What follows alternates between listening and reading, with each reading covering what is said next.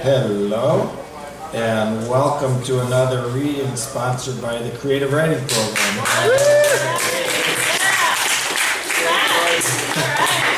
We've got an awesome one tonight. It gives me great pleasure to introduce Lily Hoang.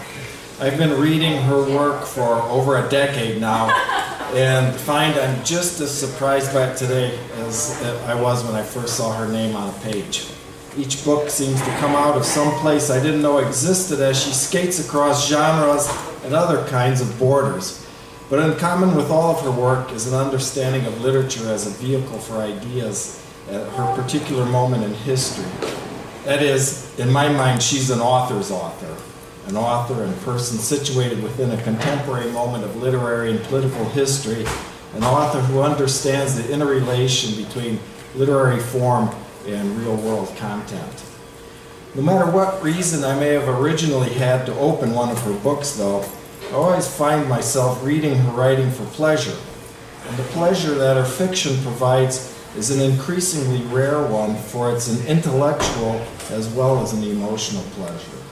In Parabola, her first book and winner of the Chiasmus Press Book Prize, we find her moving from more traditional stories such as a father, a daughter, one story about a Vietnamese immigrant striving to connect with his American-raised daughter, to intellectually taught and experimental stories such as X, that fused the precision of math with the longing of the most lyrical of writing.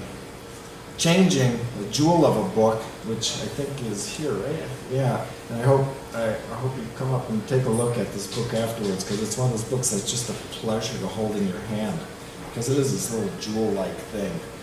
And also a formerly inventive novel and winner of the 2009 PEN Beyond Margins Award. Pristine in language, the novel appropriates the I Ching, the book of divination in which healthy life depends on balance. In her contemporary fairy tale version, Lily places into the grid-like form of the I Ching her own canonical archetypes: father, mother, little girl, Jack and Jill of the nursery rhyme fame, and others. It's a translation in more than one sense. Changing is a story of coming of age of one Vietnamese family's coming into Americanness in what seems to them a strange fairy tale land where birthright, chance, and fate are even stronger than they were in the old country that they thought they had left behind them. Written as a collage of hexagrams, there are few works of prose that are as emotionally powerful as they are formally inventive, and I say this without hyperbole, whose experiments with form are as well matched to the story that they tell. Among her poetry we find The Old Cat Lady from the Poetry Press, 1913, an unfinished and Oulipo-like collection of prose written with the constraint that she finishes the stories written by some started by some other 20 writers. More recently, she's published The Bestiary, collection of essays and winner of the Cleveland State University's Poetry Center's nonfiction contest. As in her earlier Changing, Lily takes apart myth and puts it back together as an examination of self and other, belongings and subservience to belonging among the many slices we can take through this work. I'm going to quote from Judge Wayne Kostenbaum here, as he says it best in a remark that seems to describe much of Lily's work. A bestiary is a work of great subtlety, precision, intelligence, daring, and emotive keenness. It seems completely contemporary, by which I mean that it is unlike anything I've read, and that it makes me want to change my own writerly procedures, which all of you who are writers know what a high compliment that is. With headlong, reckless, improvisatory gestures, Lily Hoang prompts us to rethink what literature today can dare to aspire to.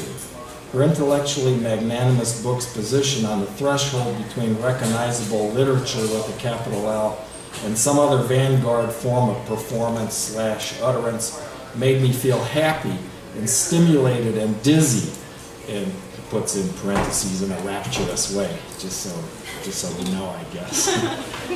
As you can see from my sampling of her oeuvre, Lily is a prolific writer, but she's also an important literary voice, having edited anthologies of both criticism, such as The Force of What's Possible, Writers on Accessibility and the Avant-Garde, and fiction, and I'm thinking of her generation-defining anthology of 30 writers under the age of 30, aptly named 30 Under 30.